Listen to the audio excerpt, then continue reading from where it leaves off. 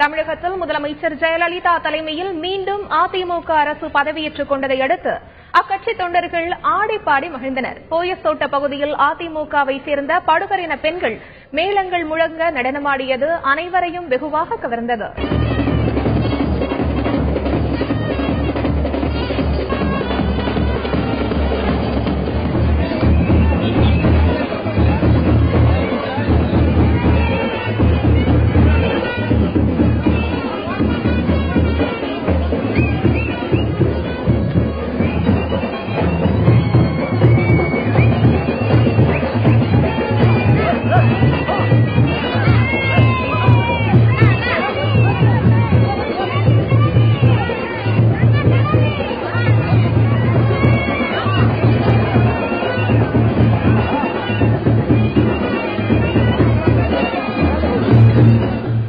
முதலமைச்சர் பதவியேற்பதற்காக சென்ற ஜெயலலிதாவிற்கு வழி நெடுகிலும் அதிமுக தொண்டர்கள் மலர் தூவி உற்சாக வரவேற்பு அளித்தனர்.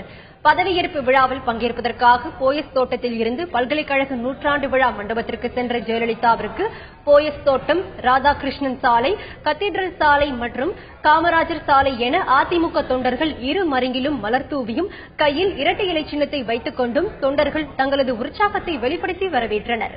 மேலும் செண்டை மேளம் முழங்கவும் பூரண கும்ப மரியாதையுடனும் முதலமைச்சர் ஜெயலலிதாவிற்கு வரவேற்பு வழங்கப்பட்டது.